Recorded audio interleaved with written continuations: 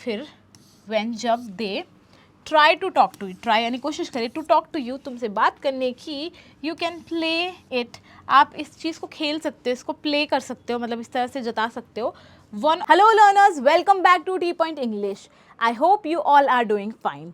आज हम बहुत ज़्यादा दिनों के बाद में एक हॉलीवुड मूवी लेकर आए हैं, एक इंग्लिश लैंग्वेज की मूवी लेकर आए हैं जिसके साथ हम इंग्लिश सीखने वाले हैं।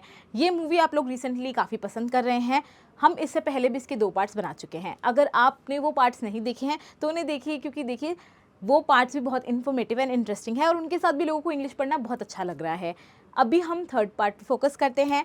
हम इस मूवी से एक क्लिप ले रहे हैं, उसके हम डायलॉग सुनेंगे, उन डायलॉग्स को हम ट्रांसलेट करेंगे। आपका काम ये है कि आपको भी ट्रांसलेशन करना है। आपको पहले डायलॉग सुनने हैं, वीडियो को पॉज करना है, ट्रांसलेशन करना है, उसके बाद में हमारी ट्रांसलेशन से मैच करना है। इस तरह से हम एंटरटेनिंग तरह से बिना बोर हुए बहुत ही छोटे टाइम स्पान में इंग्लिश की प्रैक्टिस कर लेंगे। तो चलिए बिना देरी के आज का सेशन हम शुरू कर लेते हैं। हाँ, तो आज बहुत दिनों बाद हम बिना स्प्लिट स्क्रीन के पढ़ने वाले हैं, क्योंकि देखिए क्या होता है, इंग्लिश जब हम ट्रांसलेट कर रहे हैं तो हम वर्बली कर पाएंगे। जब हम हिंदी को ट्रांसलेट करते हैं तो हमें इंग्लिश की हो सकता है स्पेलिंग्स वगैरह में थोड़ी मिस्टेक रह जाए, आपको समझ आए ना आए, इसके लिए लिखना ज़रूरी होता है। ये तो हम बोल के भी कर पाएंगे, तो इसलिए मैंने सोचा कि चलिए आज for a change split screen हटा देते हैं। तो ये सबसे पहले कह रहा है, okay in flirting situations the key is making them check you out without letting them know that you know that they are checking you out. काफ़ी कंफ्यूजिंग सा सेंटेंस है फर्स्ट, तो चलिए हम इसे धीरे धीरे ब्रेक डाउन करते हैं। ओके ठीक है, इन फ्लर्टिंग सिचुएशन, फ्लर्टिंग वाली सिचुएशन परिस्थितियों में द की इज़, मेन चीज़ क्या है, द की यानी कि उस चीज़ की चाबी क्या है, वो कैसे टैकल करना है, वो कैसे करना चाहिए। Making them check you out, उन्हें मेकिंग देम यानी कि आप उन्हें बनाना नहीं, उन्हें ये चीज़ करवाने को, मेक हिम कुक, उससे कुकिंग करवाओ, मेक हिम ड्राइव, उसे ड्राइव करवाओ, तो उसे हम कहते हैं मेकिंग देम। जो भी लड़के हैं उनकी बात हो रही है। Check you out, check out का मतलब क्या होता है कि जब आप किसी को पूरा अच्छे से देखते हो, ऊपर से नीचे तक पूरा नज़र भर के देखते हो, तो उसे हम कहते हैं चेक आउट करना। जब हम किसी से नए नए मिलते हैं तो हम उस इंसान को चेकआउट करते हैं। मतलब आपने कई बार सुना होगा, the girl is checking that guy out. आपने ये तो बहुत कम ही सुना होगा, आपने ज़्यादा उल्टा ही सुना होगा कि the guy is checking out the girl. Checkout करना मतलब कि पूरा देखना, आप उनको देखने पे खुद को मजबूर कर दो। विदाउट लेटिंग देम नो, बिना लेटिंग यानी कि हुए बिना, देम उनको, नो उनको, उन्हें जाने बिना कि वो जान पाए, दैट कि यू नो तुम जानते हो, that they are checking you out, वो आपको चेकआउट कर रहे हैं। ये बात आप जानते हो, ये बात उनको नहीं पता चलनी चाहिए।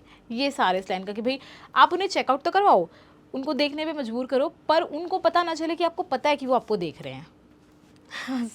स्टिल थोड़ा कंफ्यूजिंग है। आपको भी साथ साथ में ट्रांसलेशन करना है। जैसे वीडियो पॉज होगा, आपको एक बार मेरी ट्रांसलेशन शुरू होने से पहले ट्रांसलेट करना है और उसके बाद में उसको मैच करना है कि ओके हमने सही किया या नहीं किया।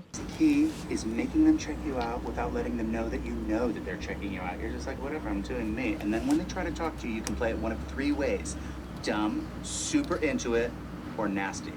अब ये बोल रहे हैं you're just like whatever, मतलब उनको पता ना चले, you're just like, आप ऐसे हो कि whatever, ठीक है जो भी है, I am doing me. I am doing me का ये मतलब नहीं कि मैं खुद को कर रही हूँ, इसका मतलब है कि मैं अपने में मस्त हूँ, मैं अपना ही काम कर रही हूँ। I am just being myself, ठीक है।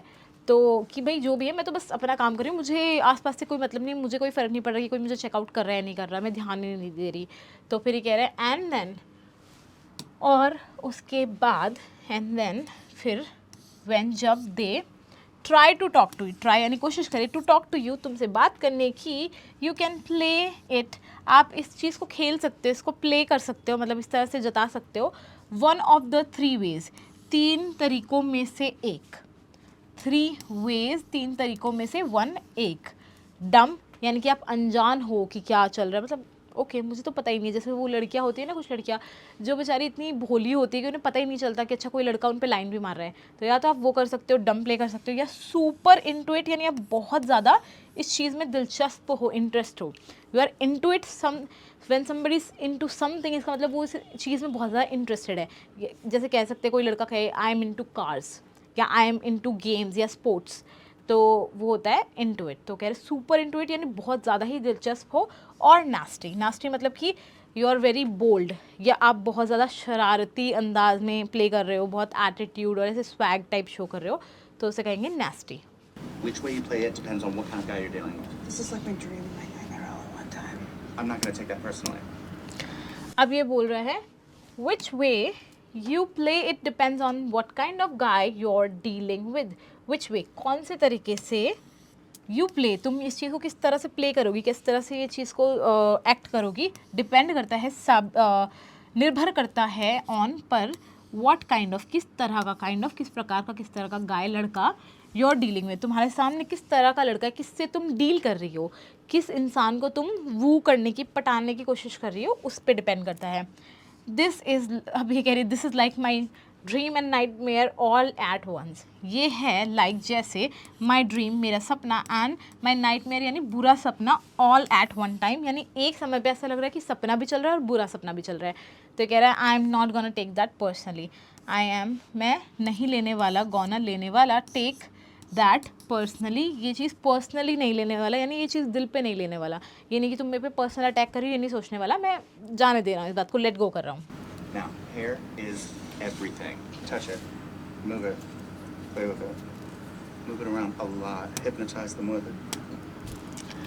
अभी आगे कह रहा है नाउ हेयर इज़ एवरीथिंग. बाल सब कुछ होता है. बाल मतलब बालों का बहुत बड़ा रोल है. हेयर इज़ एवरीथिंग, इसका मतलब कि फ्लर्टिंग सिचुएशन में हेयर एक बहुत बड़े रोल प्ले करते हैं, बाल एक बहुत बड़ा रोल प्ले करते हैं. टच इट, इसे टच करो. मूव इट यानी कि इन्हें हिलाओ, इन्हें आगे पीछे हिलाओ, जो भी है. फिर कह रहा है प्ले विद इट, इसके साथ में खेलो, इसके साथ में खेलो, बालों के साथ में. फिर ये बोल रहा है मूव इट अराउंड अलॉट, इसे चारों तरफ बहुत ज़्यादा, अलॉट बहुत ज़्यादा घुमाओ. हिप्नोटाइज देम विद इट, उन्हें हिप्नोटाइज कर दो यानी मंत्र मुग्ध कर दो, वश में कर लो उनको, जो लड़कों की बात हो रही है उनको, विद इट, इसके साथ में, मतलब अपने बालों के साथ में इतना खेलो कि वो हिप्नोटाइज हो जाए. मतलब कैसे होंगे वो हिप्नोटाइज, कि वो आपको बालों को से खेलते देख रहे हैं, उनका इतना ज़्यादा वो इंडल्ज हो गए कि वो और सब कुछ छोड़ छाड़ के आपके बालों की तरफ और आपके your playing and moving your hair को ही देखते रहें. Give me a flip like that. Okay, now angle your eyes down. Now head down. Tilt up. Eyes big. Now sparkle. Sparkle. Like an anime character. Now sparkle.